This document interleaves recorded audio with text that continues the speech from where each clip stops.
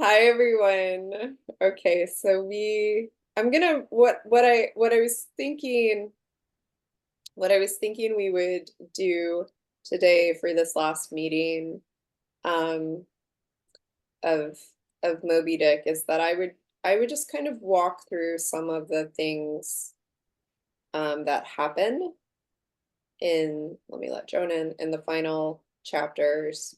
And then I have pulled a couple of passages for us to look at. If there are specific passages that you would like to look at, please do let me know. Um, and um, yeah, that's it. The moment I finish reading this book, I just want to go back to the beginning of it. I feel like we could just do Moby Dick again, but I had the thought as I was rereading for this week that um, I think, I mean, not only is Melville the great American novelist, in my opinion, but I think in terms of prose, he's the closest thing we have to a Shakespeare. And I think I mean, some of these passages are just so exquisitely beautiful as we move toward the end. Um, so I'm gonna pick up around 131 when the Pequod meets the Delight. We can go back to anything that we want. But this is the final turn in the novel. Where we left off last week, things start to pick up narratively, and now from 131 to the end, we're going to move at a sprint. So the narrator is going to quickly pull us toward the impending catastrophe. And it, just begins. The intense Pequod sailed on. The rolling waves and days went by. The life buoy coffin still lightly swung. And another ship, most miserably misnamed the Delight, was described. Um, so, we the word coffin is going to appear quite a few times now as we move toward the end, and again in the final chapter as well, after the last appeal to Ahab's reason, when it's clear that the ship itself becomes a coffin, and then of course the function of the coffin itself in the postscript. So the Delight has seen Moby Dick. Hast seen the white whale look, replied the hollow-cheeked captain from his travail. So they have seen Moby Dick. And let me pull it up on screen share so we can look at it together. I'm reading from the book.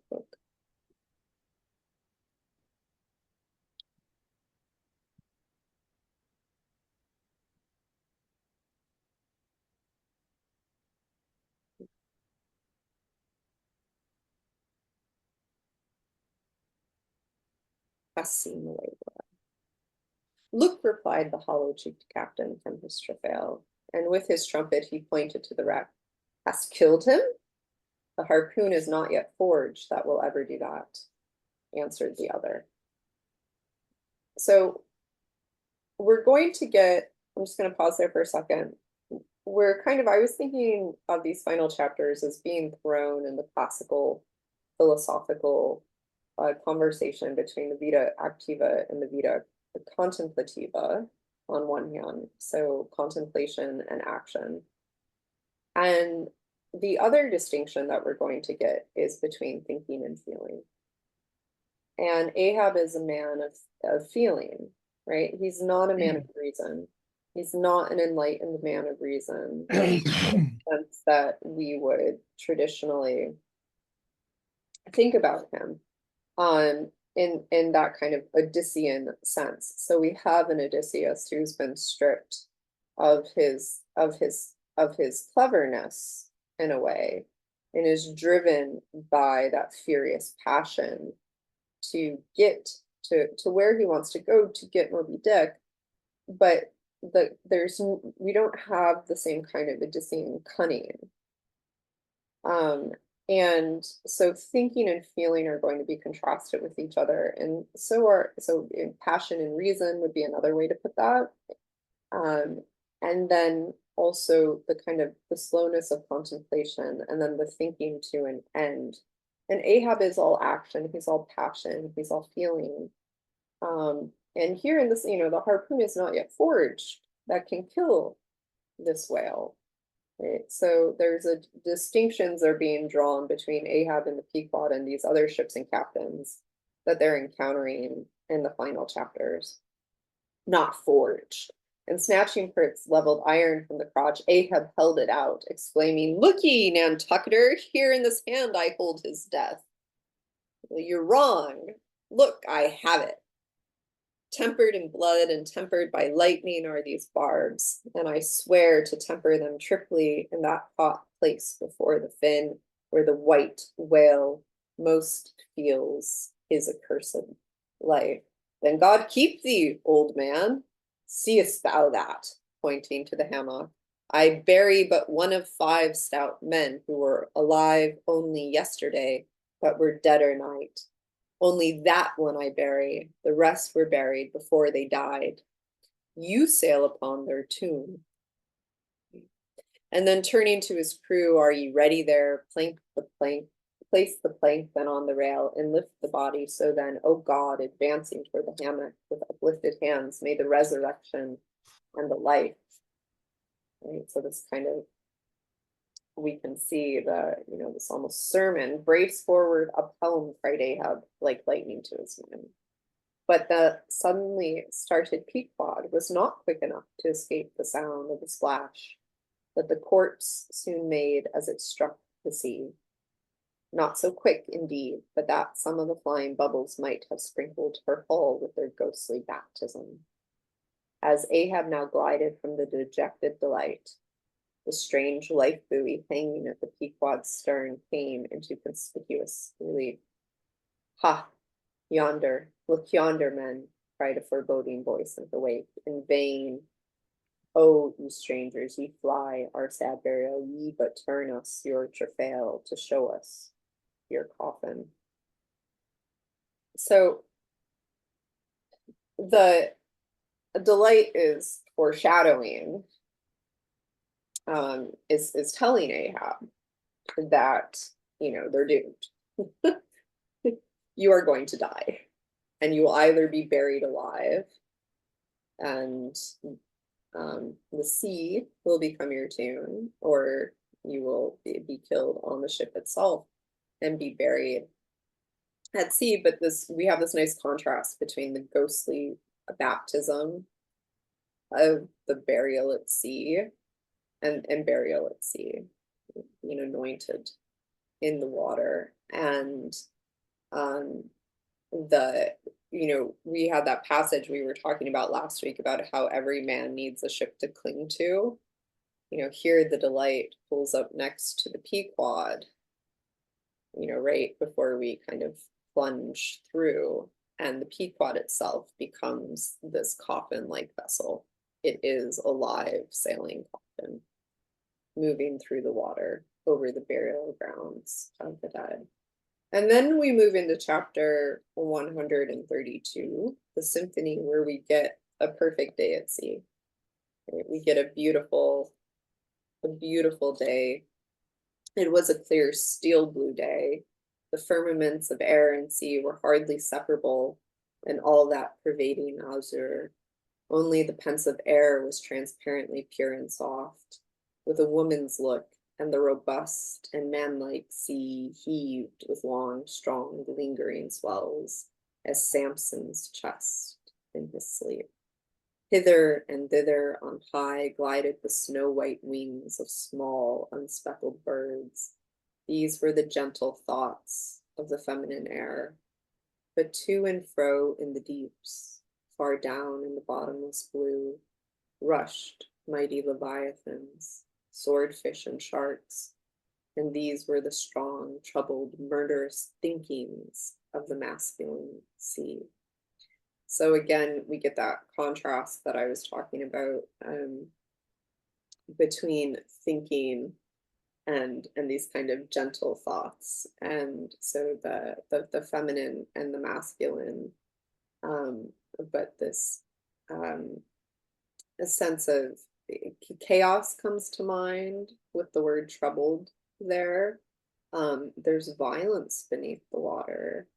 And he says, but though thus contrasting within, the contrast was only in shades and shadows without, the two seemed one. It was only the sex, as it were, that distinguished them. And so Ahab, I'm going to go forward a little. Ahab is going to have a conversation with Starbuck, and I'm going to pull that up and we can look at it. So he's going to move into this kind of moment of contemplation, reflecting on his 40 years, his 40 years at sea as a whaler. And he is going to talk about the loneliness of the sea captain's life. And that's going to come back in the chase and the third day in the final section as well, but he'll be talking to Tashtego then. And so there's going to be a bit of tension here between Starbuck and Ahab, and thinking about giving chase to the whale before we set off into the next chapter. And Starbuck is going to make one final appeal to reason and try to convince Ahab to turn back. And Ahab's going to look the other way. And of course, we're going to get a very Shakespearean, almost soliloquy from him. And Starbuck will leave his side, and it's clear now by the end of this chapter where we're going.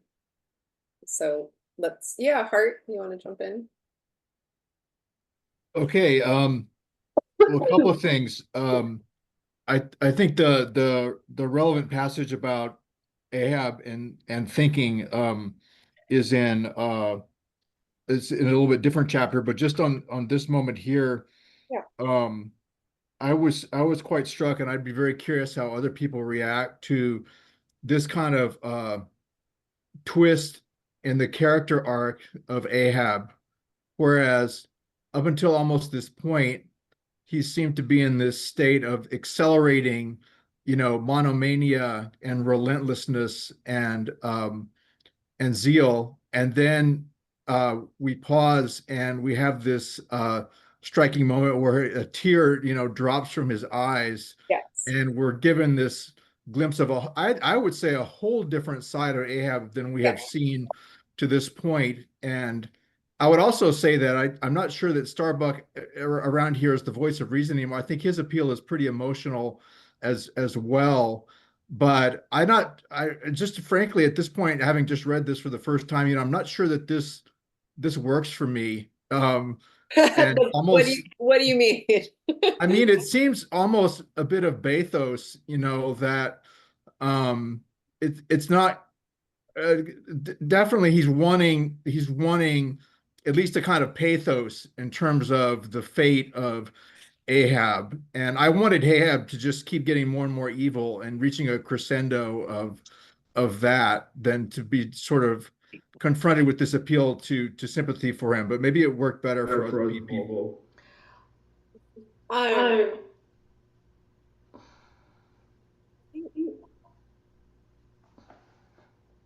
just gonna make sure. Does anyone else hear that echoing, or is that just me? Okay, I'm just trying to. Okay, everyone, just make sure their microphones are off if they're not speaking. Otherwise, Zoom gets a little glitchy like that sometimes, and it'll Yeah, Marilyn, you want to respond? So, I'm a psychologist and psychoanalyst, and I would just say that in my area of study, this is pretty common with malevolent narcissists. It's like a defense, and then the defense cracks, and you see what's underneath is this very vulnerable self, and often in a moment of crisis, you would see that. That this huge evil, malignant, they call it malignant narcissism and sociopathy and whatever else psychiatry has labeled it. I think that I've seen this, I know it, and I just offer that as a perspective from a different area that I think it's not unusual. So, just weighing in from this side. I think it's a very serious question of whether or not we want to say that Ahab is evil. It's not clear to me that he is evil. And there's certainly, he's possessed. There is a monomaniacal obsession. He's determined, he's reactive. I do think in this scene we see a different side of him. We see this tenderness and the tear falling in, the salty tear falling into the salty sea is sublime. It's both beautiful and a reflection of the perfect, beautiful day before they give chase to Moby-Dick. And it's grief. It's the overwhelm of existence, I think. And it's also a way of bringing us back to that human eye and what that human eye is fixed upon. But I don't know if we want, I think it's a very fair question, and we should think about it, but what does it mean to say that Ahab is evil? Isabella?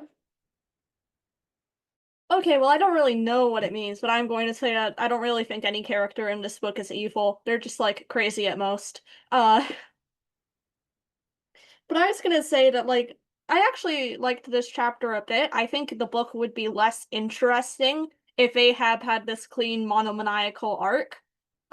Because if you say book is all about the failing to grasp what, everything that is there, for it to be that clean, I feel would sort of go against that spirit of the book of showing other sides to things and showing how things are more complicated and being unable to grasp the whole whale and stuff like that. But also, I was going to say, I did quite enjoy the sort of full section of this passage because I think it's sort of interesting how fate is being as something outside of Ahab. Like he doesn't even think he has a choice to hunt the whale or not. He just is hunting the whale because it is fate, it is fated. I think that's interesting, and I like how that shows up in this chapter. You're muted. Yes, and we come to the Fata Morgana. We come to the sense of fate. Does someone want to read? I like reading. Yeah, go for it. All you. Okay, how much of it do I read? I why don't you go to there? We'll read the passage. Okay, this should be fun. Mm-hmm. Oh, Starbuck, it is a mild, mild wind and a mild-looking sky. On such a day, very much such a sweetness as this, I struck my first whale, a boy harpooner of 18, 40 years ago. 40 years of continual whaling, 40 years of privation and peril and storm time, 40 years on the pitiless sea. For 40 years has Ahab forsaken the peaceful land, for 40 years to make war on the horrors of the deep. Aye, and yes, Starbuck, out of those 40 years I have not spent 3 ashore. When I think of this life I have led, the desolation of solitude it has been, the masoned, walled town of a captain's exclusiveness, which admits but small entrance to any sympathy from the green country without, oh, weariness, heaviness, Guinea coast slavery of solitary command, When I think of all this, only half suspected, not so keenly known to me before, and how for 40 years I have fed upon dry, salted fare, fit emblem of the dry nourishment of my soul, when the poorest landsman has had fresh fruit to his daily hand, and broken the world's fresh bread, to my mouldy crusts, away, whole oceans away, from that young girl wife I wedded past 50, and sailed for Cape Horn the next day, leaving but one dent in my marriage pillow? Wife? Wife? Rather a widow with her husband alive. Aye, I widowed that poor girl when I married her, Starbuck, and then the madness, the frenzy, the boiling blood, and the smoking brow with which, for 1,000 lowerings, old Ahab has furiously, foamingly chased his prey, more a demon than a man. Aye, aye, what a 40 years old fool Ahab has been. Why this strife of the chase? Why weary, and palsy the arm at the oar, and the iron and the lance? How the richer or better is Ahab now? Behold, O Starbuck, is it not hard that with this weary load I bear, one poor leg should have been snatched from under me? Here, brush this old hair aside, it blinds me that I seem to weep. Locks so gray did never grow but from out some ashes. But do I look very old, so very, very old, Starbuck? I feel deadly faint, bowed and humped as though I were Adam staggering beneath the piled centuries since paradise. God, God, God, crack my heart, stave my brain, mockery, mockery, bitter, biting mockery of gray hairs. Have I lived enough joy to wear ye, and seem and feel thus intolerably old? Close! Stand close to me, Starbuck. Let me look into a human eye. It is better than to gaze into the sea or sky, better than to gaze upon God. By the green land, by the bright hearthstone, this is the magic glass, man. I see my wife and child in thine eye. No, no, stay on board, on board! Lower not when I do, when branded Ahab gives chase to Moby-Dick. That hazard shall not be fine. No, no, not with the faraway home I see in that eye. Yippee. Oh, you're muted again.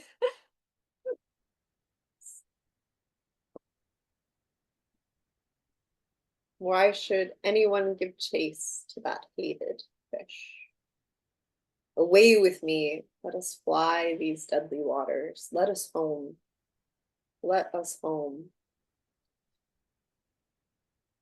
Anyone wanna respond before we push forward a bit?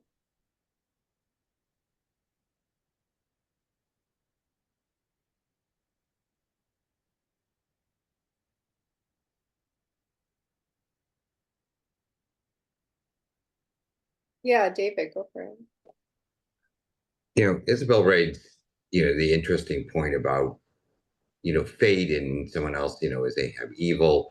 And it just like at some point, he spent 40 years doing this. Like at some point, you don't really have any choice anymore.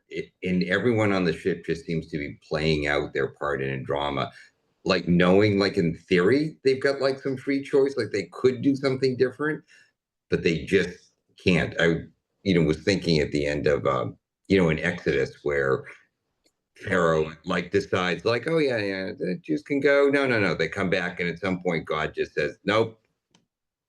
Now I've turned Pharaoh's heart. Not that Pharaoh changed his mind. And at some point, you just are so far along in it, you're just playing out your part.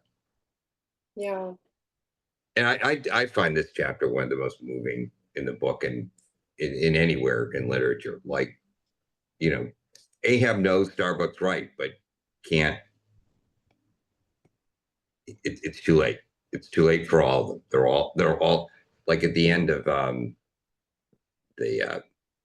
Gita where Vishnu said they're already dead. Like go ahead and you got to do your part because they're already dead. These live people, and that's kind of the way it feels. They're just already dead. It I don't know. Sorry, Yeah. I'm babbling now. Yeah. Yeah. Let's go back in. So Ahab is making his, or Starbuck is making his appeal, and then, but Ahab's glance was averted. And I think that goes to what you just said, David, in the sense that There's no turning back. He's literally looking away. He can't look at what is coming, at what is unfolding. He can't actually see what's being said. Like a blighted fruit tree, he shook and cast his last cindered apple to the soil.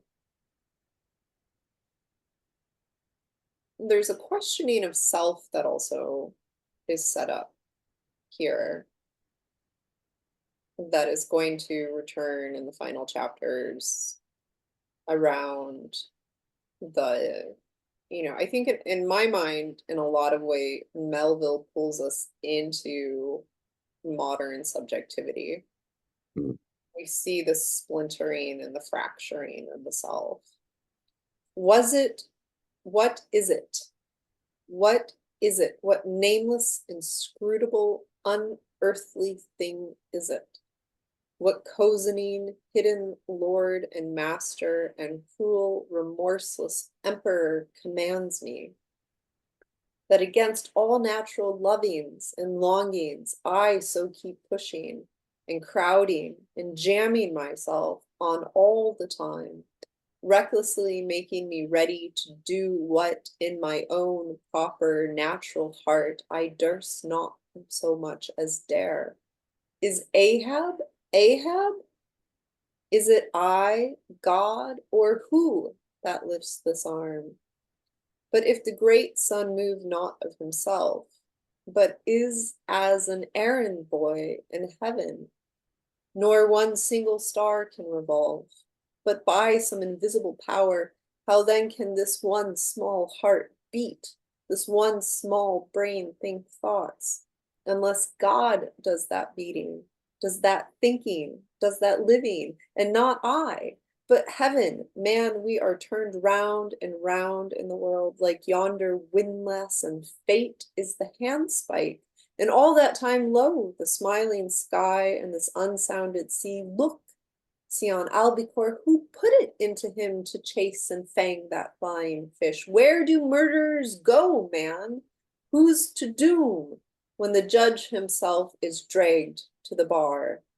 But it is a mild, mild wind and a mild looking sky, and the air smells now as if it blew from a faraway meadow.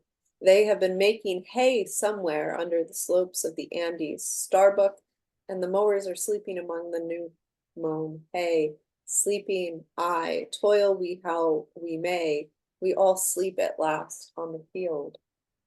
Sleep, aye, and rust amid greenness as last year's scythe flung down and left in the half-cut swaths. Starbuck, but blanched to a corpse's hue with despair. The mate had stolen away. Ahab crossed the deck to gaze over on the other side, but started at two reflected, fixed eyes in the water there. Fidela was motionless, leaning over the same rail.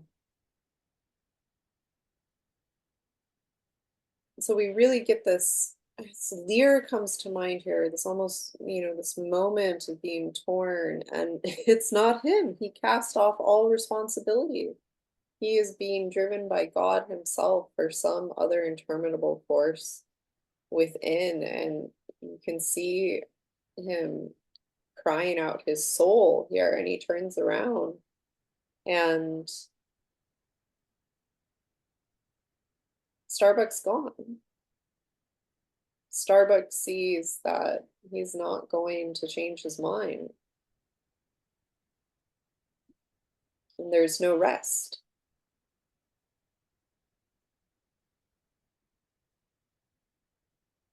Where do murderers go, man?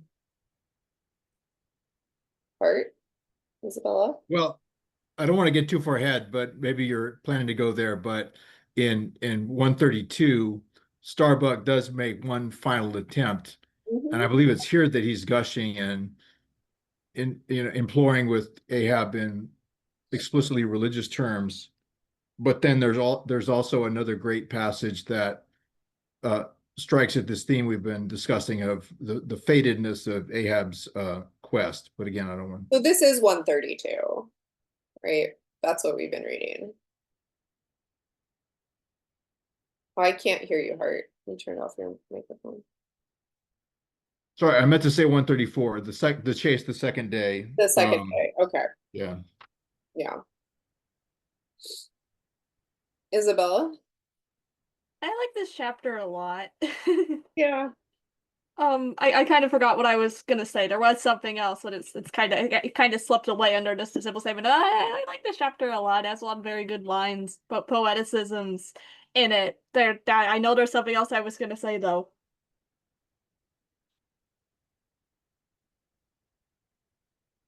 Yeah, it'll come back to me. Well, it'll come back. I mean, there's this moment, this is the calm before the storm. And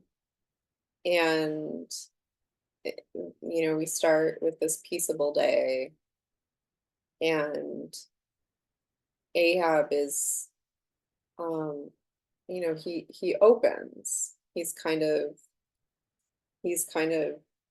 in that he moves into this reflective state for a moment, where he can question what is happening, and he gives this kind of life reflection on his own history of whaling and what it's meant for him to embark on this solitary life away from Nantucket, away from his wife.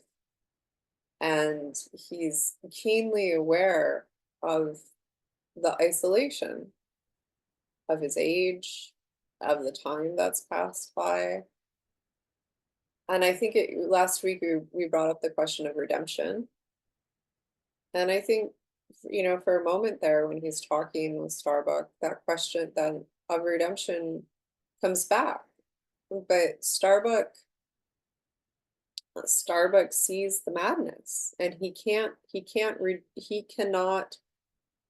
offer the sign and seal of approval to Ahab's insistence. He turns away. Ahab turns away, and the moment breaks. The moment breaks, and we go straight back into to this questioning madness. And then when Ahab finishes again, we're told Starbuck is ghostly pale with despair, and he's gone. He leaves. He leaves. So we have these two very dramatic moments where each turns from the other. But for a brief moment there, against the backdrop of this calm and peaceable day with beautiful weather, they stand eye to eye.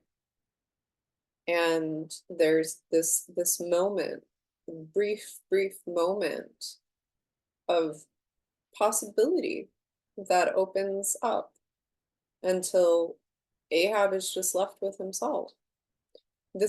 Also the last, so we have these two very dramatic moments where Ahab looks away from Starbuck, Starbuck makes his appeal, and then Starbuck looks away from Ahab. This is the last moment for Ahab to look away from the whale. And that's part of what this is mirroring. This is the last chance. This is the last chance to look away from chasing after Moby-Dick. But the next chapter is the chase, first day. So we're told immediately that now we are in the chase, and there's going to be more than one day. Otherwise, there would be no need narratively to say first day, right? So there's also the framing of this chapter. It is quite different from the other more metaphysical inquiries that we've looked at so far, where he's reflecting on feminine errors and masculine errors. And we talked a bit last week about, how it's easy to forget that this is also really a book about whaling, about the very dirty, hard, masculine, we could say, work of mailing, of whaling.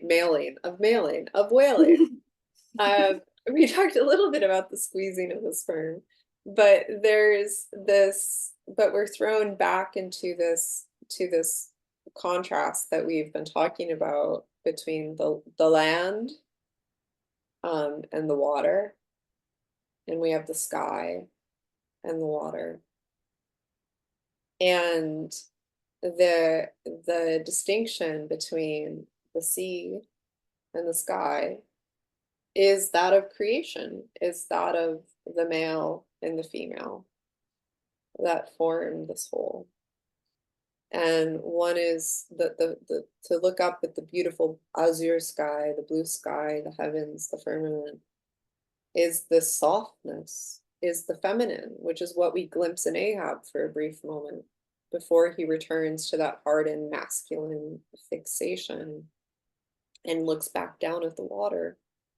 And so it's for this, this kind of brief moment too, that he's looking up at the sky, and there's a unity in the horizon where they meet one another that makes this moment of quiet reflection possible. It's enchanted, right? He uses the word enchanted, the enchanted air.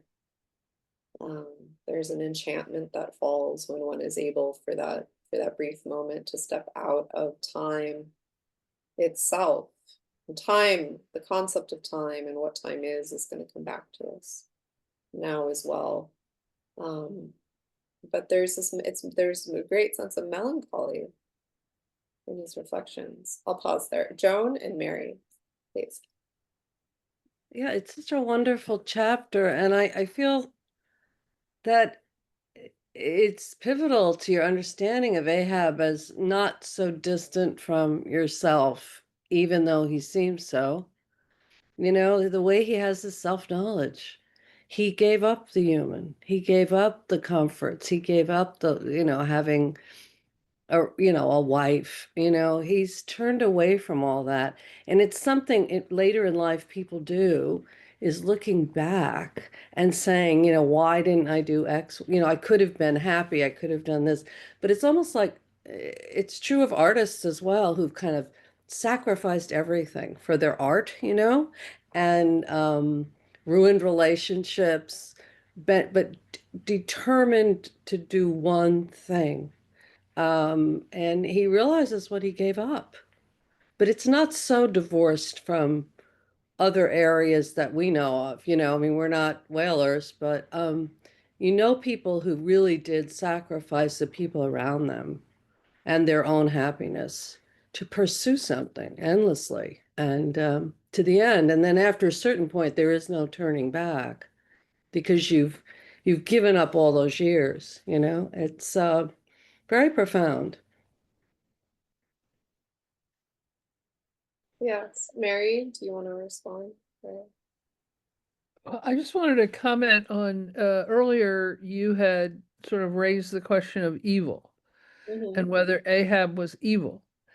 And I think that Ahab certainly seems to be self-reflective enough to understand his obsession, his quest, and the likely end of it. I mean, he's not optimistic about this, but yet he's taking an entire shipload of other people with him.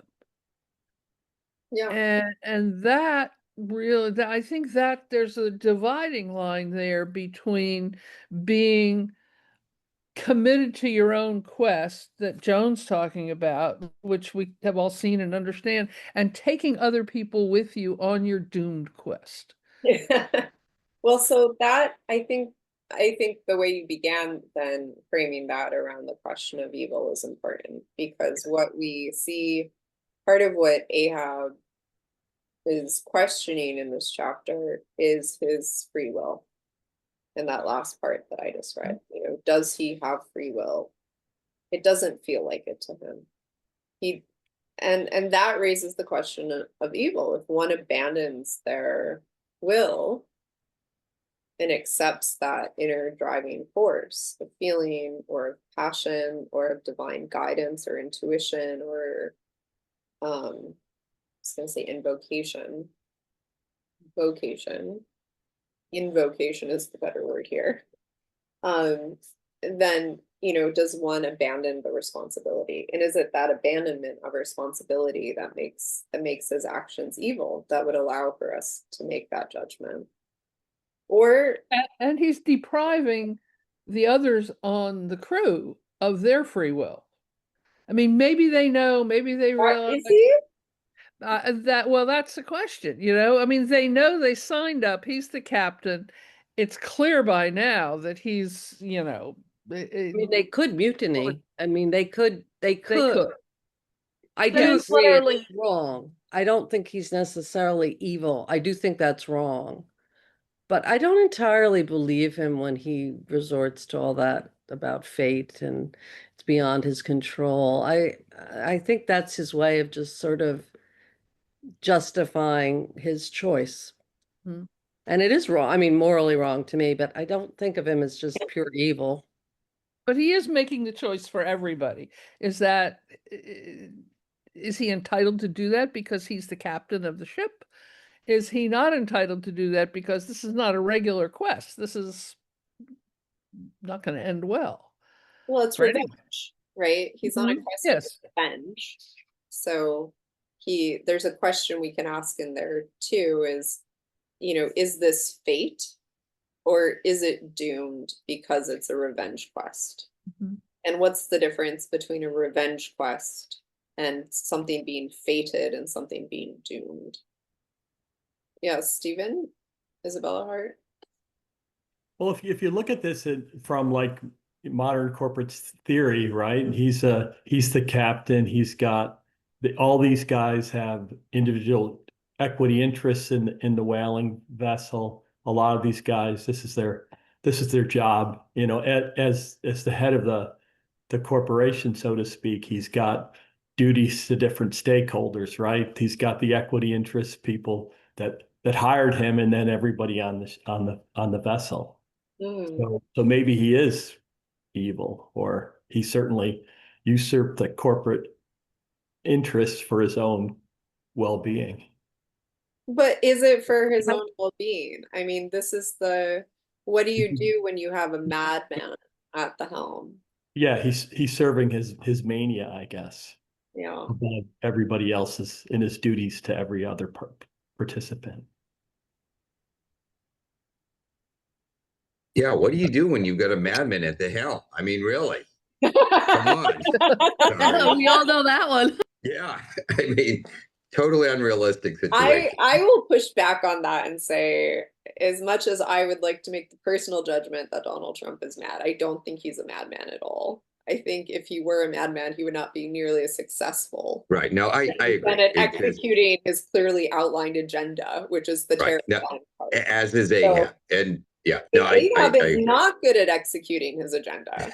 no, he's getting things done. Is he? I mean, he He's about found the to feed half whale. his crew to sharks. I mean, He did a very good job of finding the whale. We can give him that. well, he found the delight, which spotted the whale. No, it's mentioned in earlier chapters too Oh, that that he he's found like the whale, he's done like all the mapping. He's like got Yeah. friggin' whale migration charts in there. Yes. Yes, no, he's very okay, I see. That he is very good at being the Kierkegaard line, to love is to will one thing. Mhm. And he's very good at that. He's very good at isolating his focus on the whale to the expense of everything else. I don't think it's the same as the creative solitude or isolation necessary for making art. Just what I saw somebody asked, why is it called symphony? It's symphony because it's a harmonious day. It's not, it's the harmony that we get in the description in the first couple of lines, and pulling together of the threads before we pivot to the last chapter. And then I think there is a question, just to pick up off of what Peggy said, that Ahab is not he's not the Homeric tragic hero, right? This is a tragedy. This is but what kind of hero, if at all, is Ahab? How would we think about him? And then just to add, I just want to add two more things, then I'll go to Hart and Isabella. I want to just bring us back to the question that we've been asking all along about purpose and God and meaning. So if we think about this question of evil and we think about Ahab's refusal to turn back at the 11th hour and his fixedness on going forward to doom, right, which is despair, which is a position of despair, then how does one judge their actions if there is no moral compass of good and evil, if there is no God? And we can add to that as a sub question, what is Melville's judgment of America there? If this book is the embodiment of America,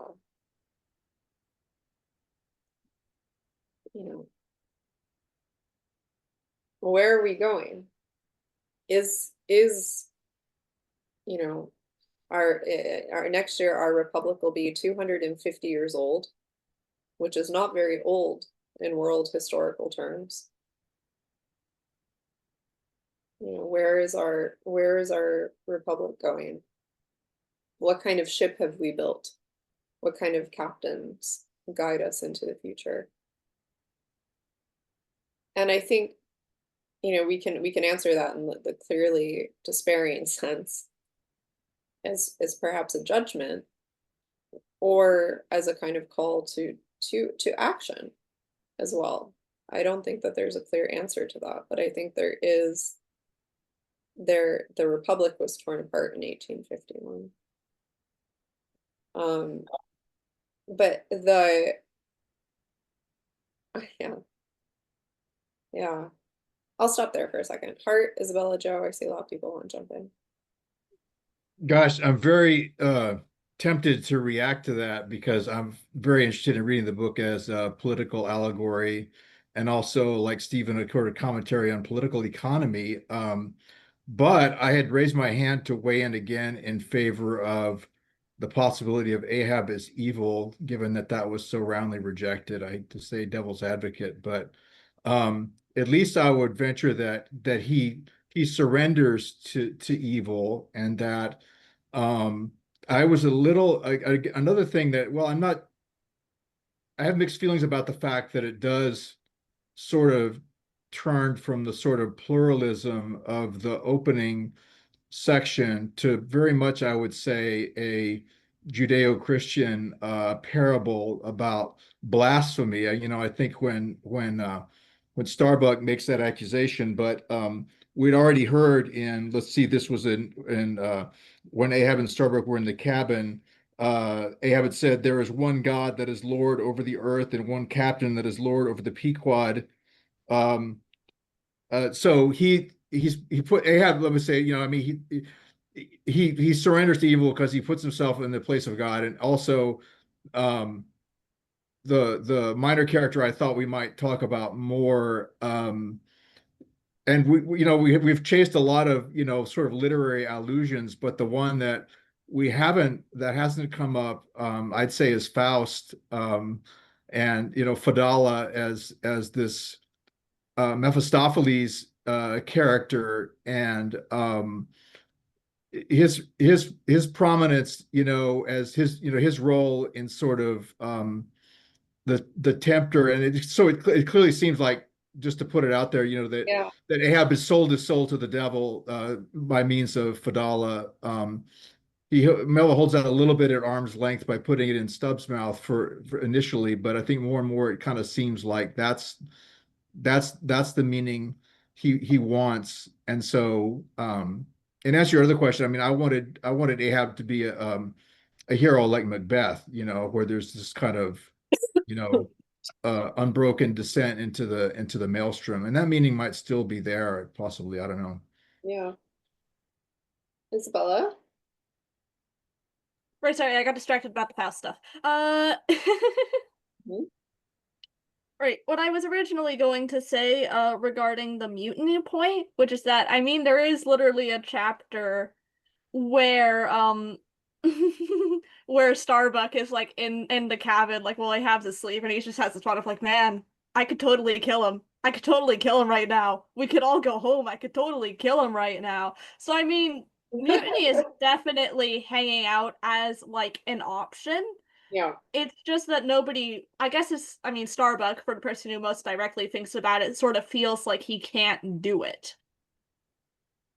So I feel like maybe it kind of extends to the rest of the ideas of like sort of fate going on as well. Like theoretically, yeah, you could mutiny, but nobody feels like they could for a variety of reasons. Like, yeah, theoretically, Ahab could stop chasing the whale, but he doesn't feel like he can because it's fated, sort of adjacent stuff. Yeah. Well, I want to say that one of the first things comes to mind is, and you know, there's a question of contagion, and commitment and ethos. I think there is really a question of free will that Melville's putting on the table here, and how much free will any one of us feels that we have at any given moment, and what the values are that we are trading on in order to exercise our own intuition against whatever captain we might be subject to. I was also gonna say that, like, I sort of find interesting what David was saying earlier about how the idea of this pluralism in the book slowly getting more Christian over time. I don't quite have anything to add to that, but I thought it was an interesting assessment. I would actually disagree with that. I think that Melville keeps us in this kind of, I think he returns to the Christian mythology in order to return us to a polytheistic worldview, to the extent that he brings it up more readily. I think that he's consistently returning us to a world without a Christian God. I mean, it's certainly an The, enchanted the, world. the Christian God is one God among the many gods, I think, Mhm. in Melville's imaginary. Joe? Oh yeah, there's so much. There's a I'm lot. going back to the question of is there a judgment of America Yeah. that you asked, and that's beyond me. But what I have had all along is the question: what is his judgment of whaling as an industry, as a practice? It becomes the whole world, or maybe the country. I can't make that distinction, but surely whaling is a world, a kind of universe that, as we in the discussion of the sublime, it extends to the limits of our understanding. But what's going on? I mean, is it these beautifully portrayed flawed humans with Ahab as kind of the monomaniacal king of them, killing these creatures, these amazing, beautiful creatures who, in the similes and whatnot that are used to describe him, extend to the ends of the earth. These Homeric similes about the whales that take us way out of the book and way out of the ocean even, and to the furthest extents. So, and we're killing them. We're slaughtering them in these disgusting. Detailed descriptions. I mean, they're beautiful, of course, but they're just really hard to read for me. I don't know. So anyway, is there a judgment there? And I said before, it's really, you don't want to be a 21st century, ecologist looking at this stuff, but still, what did Melville see or think? I mean, would he have had a kind of pacifist idea about whaling? I mean, he did it.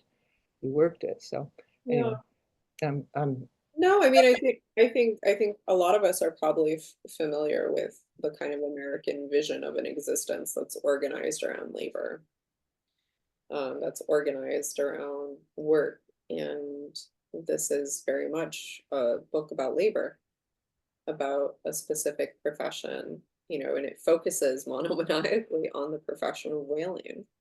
and on this hunt for the whale. And we see that in Bartleby as well, in what happens, which is another way of a comment on a lot. But there's something specific about, I want to say, accumulation, almost. That's actually the word that comes to mind. It's accumulation. And that, we think in order to have a good life, that it's not even that we need to accumulate a certain amount of money, but it's work hours. It's dedication and commitment to the profession. And that the profession itself becomes the key defining characteristic of an identity, which is fine if you're an artist, we accept that. But if you're a Wall Street guy, we don't, right? And we get different sets of judgments on different types of professions politically in the United States as well. So there's a question of what is a virtuous profession and what's not a virtuous profession. And I think in a way Melville's mounting a defense of whaling. But I hear you raising that question as well. And I hear in my head the familiar refrain that we get sometimes of, this is what we do here. This is what we do. And this is what my parents did, and this is what I do. And there's that sense of this is what we do, which has a deep value in American society and culture, because that becomes tradition for us in a country that is so young. Tradition's always important. Continuity is always important. And we get that through trade. We get that through trade, if not lineage, often. And, and I think that is actually very helpful for thinking about labor, and what it means to labor. But I think Ahab is not the laborer, right? Ishmael is, Queequeg is, Tashtego is. Ahab is this alienated subject. In the passage we read, he's literally divided against himself. He feels his own will to be a foreign thing to him. And he knows that this is not going to end well, but he can't turn away. And I think there's more to be said in there, thought about around what that, Quixote quest is, right? That chaotic, you say chaotic quest is. Quixotic. Quixotic quest is that he is set upon. I want to read you my favorite passage from the book, which comes back to this. But he knows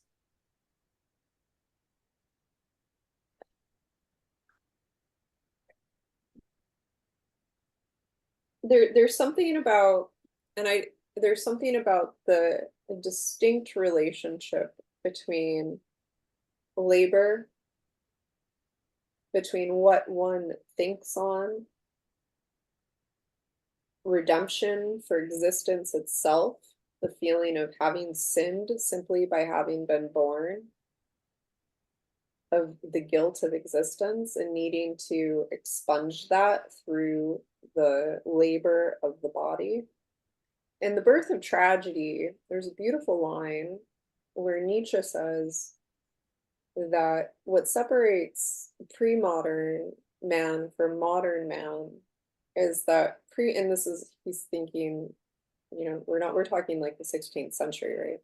Is that pre-modern man would work all day and sleep peacefully at night because he had exhausted his body from laboring. Whereas modern man sits all day, does nothing with his body, and cannot sleep at night at all, and is filled with anxious thoughts. And so there's something about the labor of the body, you know, Hannah Arendt says the labor of the body and the work of the hands, to go back to that Lockean distinction. But there's something about how Melville is placing us in a profession that relies upon the labor of the body. And he himself is, you know, there's something about about labor and thinking, about labor and reason, about labor and redemption, about labor and the need to, I mean, does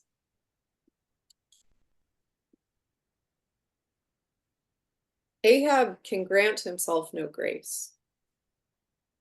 That's another way to put it, what I'm trying to say. He cannot, there's no grace here. Yeah. Can I say that I agreed with, I think, what Joan was suggesting about this, his remorseful moment in this beautiful chapter. I'm not sure I totally believe it either. It's like this moment. You know, it's like, I don't know, it sort of reminds me a bit maybe of a drunk who in a sober moment feels bad about drinking but doesn't stop, you know, that kind of nothing's, he's having this. I mean, I see where you could, I mean, yes, it's wonderful. It's The addiction. yeah. Very Shakespearean. We can sort of enlarge our character, but also from another perspective, I can see it, a more realistic maybe perspective. I can see that he doesn't really mean it. If he meant it, he wouldn't be there in the first place. Well, what's the commitment to suffering? No, that's another question to ask. Why is he so committed to this and to making other people suffer with him? Catherine? Hi. Hi. I'm thinking about the great American novel piece of this. What is this about America? Mm-hmm. And I'm thinking about when he wrote this in 1851 and what was America about. And for me, yes, there's a great deal of skill in the killing and harvesting of whales, but it's so rapacious. This beautiful creature of nature, and the whole operation, while it may be skilled, is horrifying. Yeah. In many, many ways, and incredibly dangerous. And I'm thinking about what America was kind of at the start of, quote unquote, the nation. One thing that I just want to sag just a little bit.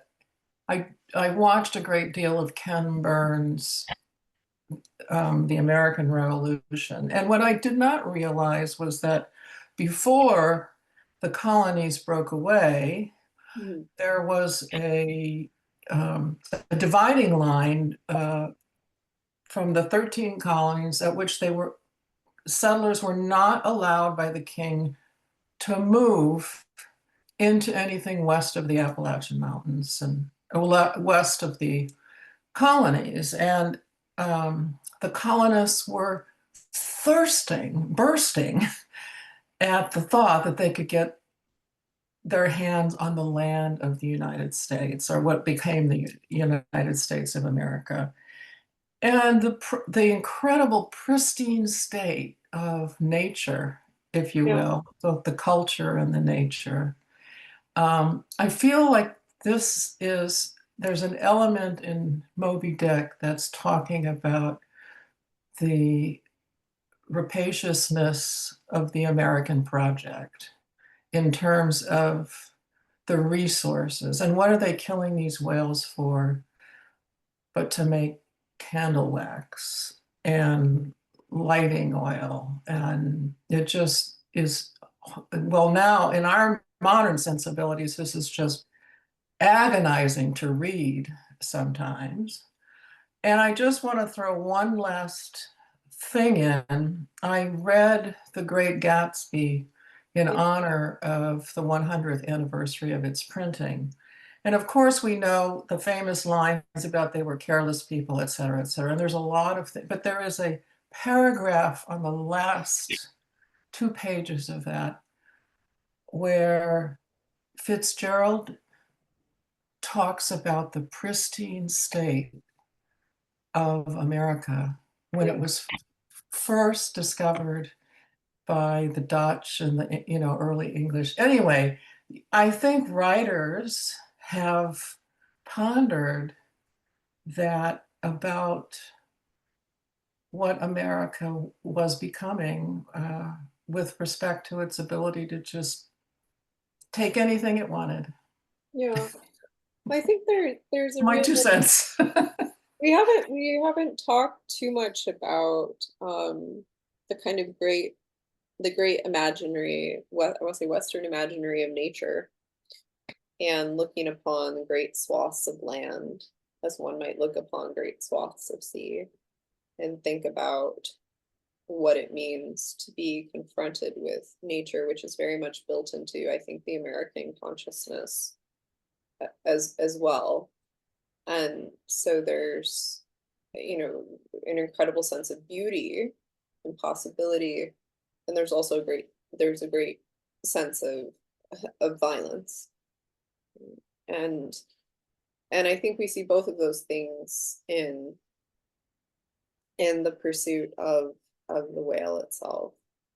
I think one of the other words that, maybe because I just rewatch Pride and Prejudice, but is Ahab a prideful man? Is there something specific about a certain American character of like being proud of what, how one is self-defined as well, that comes to mind there too. But willfully proud. Yeah, willfully proud. Despite the cost of that.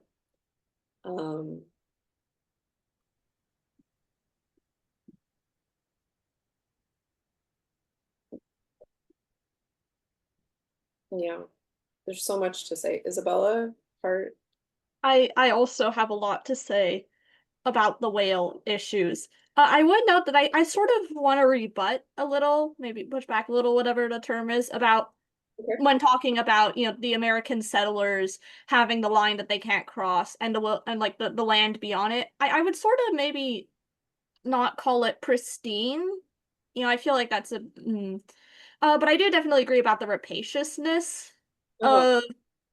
of like the whole the colonial endeavor, and how it sort of extends to the whaling and stuff. I think we can kind of maybe see a little bit of something like that when it's Ahab and Tashtego talking about who gets the doubloon, and Ahab is like, no, no, we may have seen it like almost at the same time, but I get the doubloon because I'm the one who was fated to get the doubloon. I feel like you can kind of do a bit of similar analysis there. Yeah. But also about the whale thing, something I like overanalyzing my emotional response to literature. And something I noticed about the whale thing is sort of how, I don't know, I was kind of brought over by like the Ishmaelian screeds of like the glory of whaling, in the sense that like I was never really bothered by the slaying of the whales because the description was so beautiful, because there were so many long passages defending the honor and the glory of whaling. Yeah. Because, if I may be a little witty, 1 million dead whales is a statistic. You know? It's like, when I think about the tragedy of the Pequod going down, the first thing I feel sad about is, oh man, all those people are dead. The second thing I feel sad about is, oh man, they wasted all that oil. Right. Like we hunted all those whales for nothing. Oh, and to sort of go on what I think my dad Brian has sort of said too, and I agree with him on this, is that like the whale oil, it is light. It is the sort of civilizationally foundational. I like light. I like reading at night. I like all of the sort of things that we're associating with the harvesting of the oil and how it sort of relates to civilization. I don't want to give up civilization. I can totally justify killing a bunch of whales for that. So Right. it's just sort of interesting to me. I don't really feel sorrowful or horrified at the death of the whales, like so many other people have reported. A fair rebuttal. Heart? I wanted to go back to your earlier question about what here is American. I think certainly if there was any doubt, by the point of the last chapter, when the ship is going down and Ahab says, the ship, the hearse, the second hearse, cried Ahab from the boat, its wood could only be American. Yes, Um, that's so where I'm gonna pick up. Oh, okay. Well, Good, thank I you for I the I would transition. also want to go back to Isabella's point about the theme of mutiny. Yeah, We haven't talked so much about the meetings with other ships, but each in a way suppose could be read as kind of a microcosm or a foreshadowing of something. We want to think about like what here anticipates the fate of the Pequod. But where I thought that was most prominent was in the Town Ho chapter, where it's all laid out there how there's this one template of mutiny, and in the tension with Starbuck. Certainly we're again reminded of that, in his giving thought to the idea of kidnapping or killing Ahab. But I guess I would say at the point of the squeeze of the hand chapter, we have this kind of another Whitman-esque evocation of sort of the solidarity of the working class, that things could take a different direction. If you hadn't already spoiled the ending for us in the first session, I didn't spoil where anything. well, you told us about there was one survivor, so maybe that there might be. So I'd say this is a book that wants to be about revolution, or that maybe Melville wants us to think it's about revolution, or wanted it to be about revolution, but it ends up being about apocalypse instead. And maybe that's not inappropriate for this moment in American history, which pre-Civil War. Definitely, but it's a little bit about um, it's a lot about oppression, definitely, and it's about exploitation, and it's about imperialism and colonialism and Puritanism and Quakerism and a lot of other things. But it's definitely this factory on the ocean, and it's about industrial capitalism. And I would go as far as say it's about global capitalism expanding, again rapaciously. But the striking thing to me about the end, and I would connect it. I couldn't help connecting it to the third day. You Yeah. started off talking about how Ahab never thinks. I'd say it's less about his refusal of willpower as his refusal of thinking, and we end up with this. But the problem is that there's Starbuck is a voice in the wilderness. There's no inkling of any kind of insurrection on the part of the crew, and then we end up with this image of them all being not putting their hand, all one, under Ahab, and that's why I'd say it ends up being a very disquieting tale about tyranny and the success of tyranny, and I know you're sick of talking about totalitarianism, but I don't blame me. I get this from Andrew Delbanco's biography of Melville, and he was talking about commentators in the 1950s who did explicitly make that connection to fascism and to this becoming a totalitarian crew, and we see the successful demagoguery of Ahab, where it seems like there's really appealing to both Yeah. pecuniary motives with the gold doubloon and sort of this sorcery with the oaths and so on, that he captures the imaginations of the crew with these oaths and these rituals around blood, for example, and christening the harpoons, and so so yeah, it ends up being about the 20th century as well, I guess. I think that we can read all of that here. I want us to look at the last couple of passages, which we're going to read, and then, but I want to just say one thing, which is I think part of the I think part of the exquisite beauty and brilliance of this book and of Melville's writing style in particular across his work, not just Moby-Dick, but Moby-Dick in itself, which is really a world you can enter into, is that it is, and I am going to use an ardent word here, and I think part of why it appeals to me so is because it is non-ideological. And not only is it non-ideological, but non-ideology is actually one of the points that I think Melville is trying to bring to us. This idea that, every man needs a ship to cling to, we can put it like that, but one isn't any more right than the other. And it's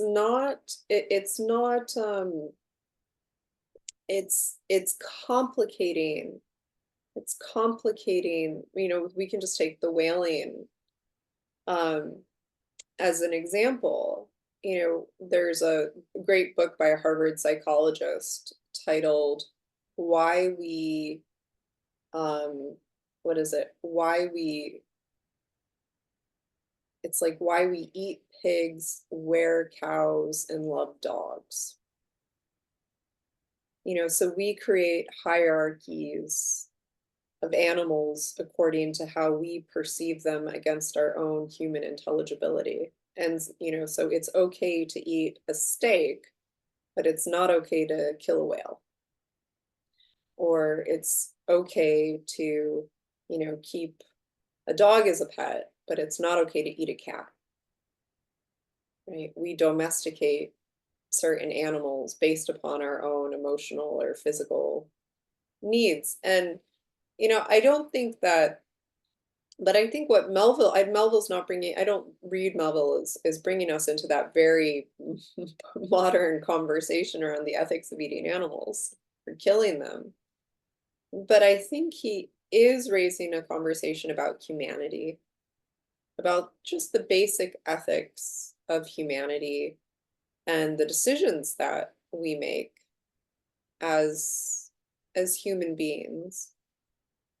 And there's, for every measure of beauty, there's a measure of violence. And the kind of vision that we can have some purified civilization without any violence is a kind of utopia that simply doesn't exist.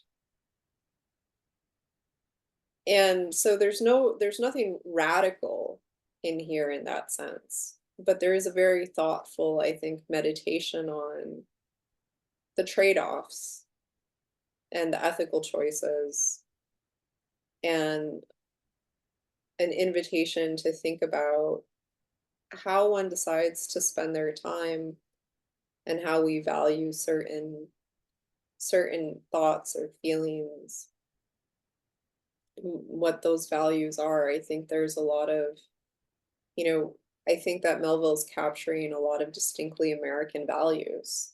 Even if we want to say, oh, that's bad, who among us does not actually hold it as a value, as part of a distinctly, American consciousness, to have, things that we're willing to sacrifice, things that we're willing to prioritize. And there is no definitive moral guidance system. I would say that's part of what he continuously pulls us back to. Let me pull up screen share. So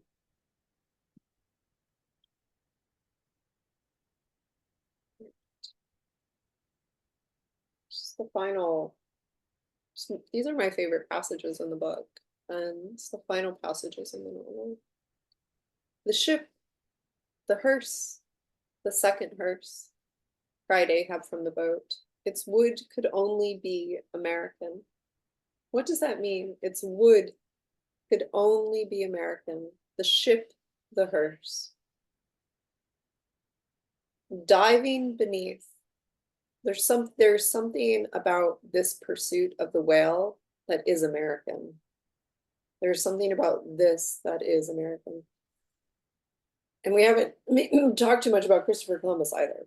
Diving beneath the settling ship, the whale ran quivering along its keel, but turning underwater, swiftly shot to the surface again, far off the other bow, but within a few yards of Ahab's boat, where for a time he lay quiescent. I turned my body from the sun. Another turn, right, the final turn. What ho, Tashtego? Let me hear thy hammer. Oh, ye three unsurrendered spires of mine, thou uncracked keel and only God-bullied hull, thou firm deck and haughty helm and pole-pointed prow, death glorious ship. Must ye then perish, and without me am I cut off from the last fond pride of meanest shipwrecked captains? O lonely death on lonely life! Oh, now I feel my topmost greatness lies in my topmost grief. Ho, ho, from all your furthest bounds pour ye now in, ye bold billows of my whole foregone life, and top this one piled comber of my death. Toward thee I roll, thou all-destroying but unconquering whale. To the last I grapple with thee, from hell's heart I stab at thee. For hate's sake I spite my last breath at thee. Sink all coffins and all hearses to one common pool. And since neither can be mine, let me then tow to pieces while still chasing thee. Though tied to thee, thou damned whale, thus I give up the spear. And then I'm just going to go to the last paragraph. But as the last whelmings intermixingly poured themselves over the sunken head of the Indian at the mainmast, leaving a few inches of the erect spar yet visible, together with long streaming yards of the flag, which calmly undulated with ironical coincidings over the destroying billows they almost touched. At that instant, a red arm and a hammer hovered backwardly uplifted in the open air, in the act of nailing the flag faster and yet faster to the subsiding spar. Skyhawk that tauntingly had followed the main truck downward from its natural home among the stars, pecking at the flag and incommoding Tashtego there. This bird now chanced to intercept its broad, fluttering wing between the hammer and the wood, and simultaneously feeling the ethereal thrill, the submerged savage beneath, in his death grasp, kept his hammer frozen there, and so the bird of heaven with archangelic shrieks and his imperial beak thrust upward, and his whole captive form folded in the flag of Ahab, went down with his ship, which, like Satan, would not sink to hell till she had dragged a living part of heaven along with her, and helmeted herself with it. Now small fowls flew screaming over the yet yawning gulf. A sullen white surf beat against its steep sides, then all collapsed, and the great shroud of the sea rolled on, as it rolled 5,000 years ago.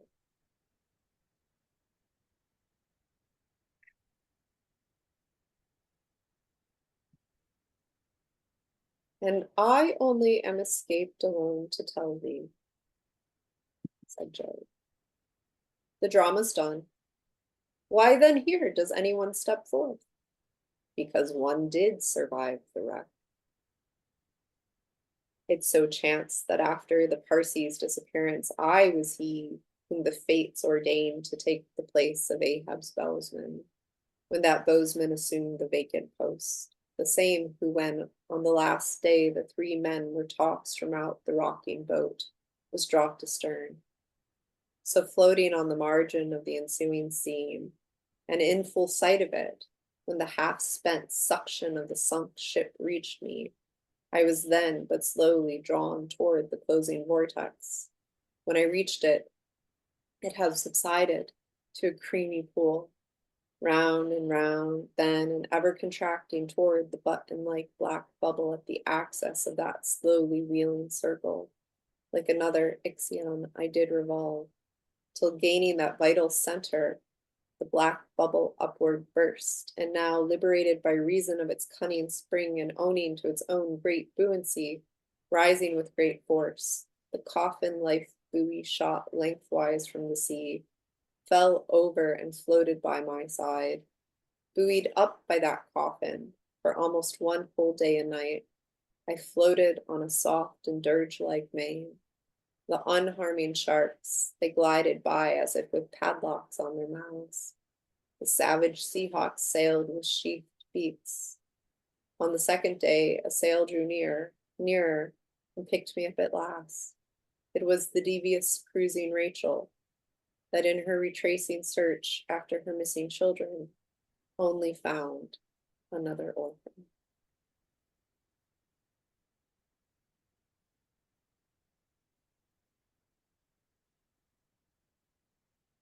We need another 5 hours.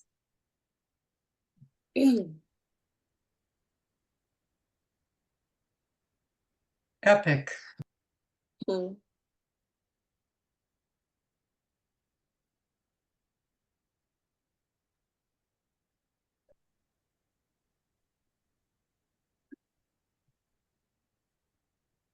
Does anyone want the last words?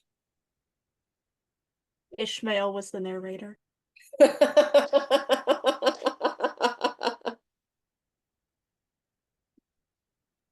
Okay, more seriously, this has been pretty great. Yeah. I think it speaks to the fate of all of us against time and circumstance, and that we're all Ishmaels floating on a piece of wood, hoping to be picked up in a way.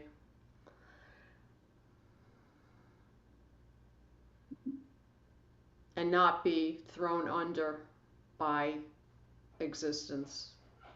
Yeah.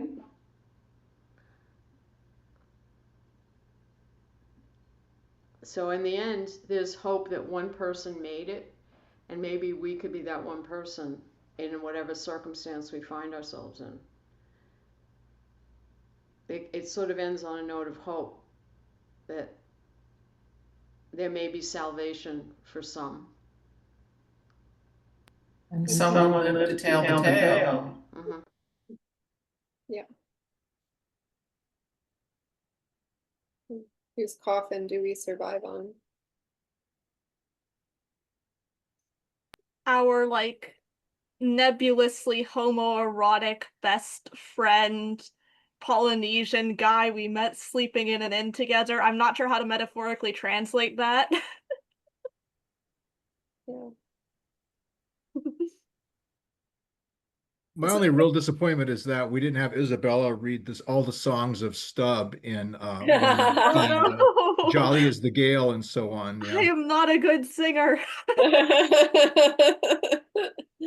I would not sing those well. If I tried to sing them like a real song, it would be horribly out of tune. You would not want me to do that again. I appreciate the thought though.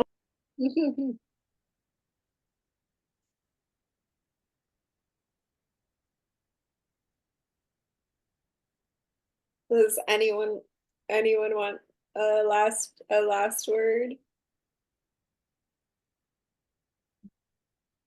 This was really lovely. Thank you so much for embarking on this epic voyage, ha ha ha, together with me. We will not take to sea in January. We shall go into the woods. Thank you so much, Samantha. Oh, it was really my pleasure. It was so much fun. I feel like I just want to reread it now, kind of alone. So maybe alone. I want to I have my own Ahab tendencies. I want to reread it alone to pursue my own will. Well, I think I've been thinking a lot about the 250th birthday of America, and I feel like this book has a lot to teach us about where we come from and where we are and where we're going, and I think, there is,